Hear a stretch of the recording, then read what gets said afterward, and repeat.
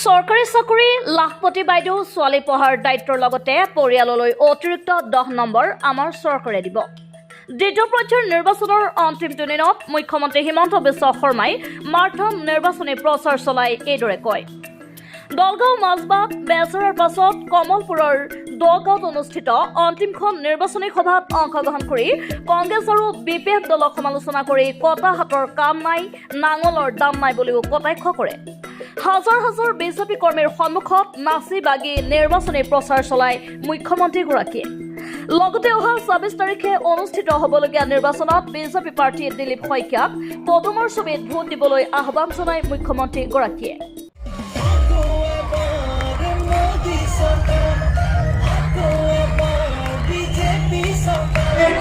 আমাৰ মানুহে ভোট দিব যাবিনে এইবিলাক ভাত কেইটা বনাই যাম, ভোট দিব যোৱা নাই ভাত কেইটা খাই যাম, বোলে ভোট দিব যোৱা নাই চলিটো টিউচনৰ পৰা আনি ভাত দিব যাম।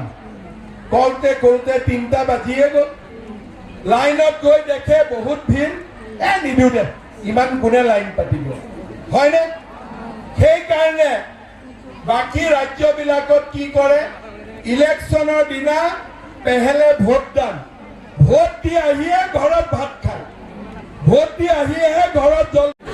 ৫০,০০০ চাকৰি হ'ল, লগতে যাৰ যাৰ ঘৰত ৰেচন কাৰ্ড আছে তেওঁলোকে অৰুণোদয় পোৱাও আজি গেৰেণ্টি হৈ গ'ল।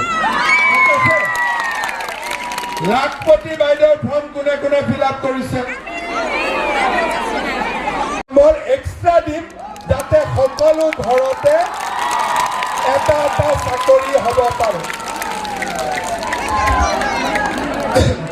যেনেকে আমি পুলিচত দৌৰিছো, পুলিচত দৌৰাৰ পিছত 2জন ল'ৰাই সমান নম্বৰ পালে, কিন্তু যাৰ ঘৰত চাকৰি নাই সমান নম্বৰ পালেও তাৰ লগত চৰকাৰে 10 নম্বৰ লগাই দিব। তেতিয়া কি হ'ব যে চৰকাৰী চাকৰি এটা পৰিয়ালতে নাথাকি বহুত পৰিয়ালে চৰকাৰী চাকৰি পোৱা আৰম্ভ কৰিব, হয়নে? মই ঠিক ভাবিছো নে নাই?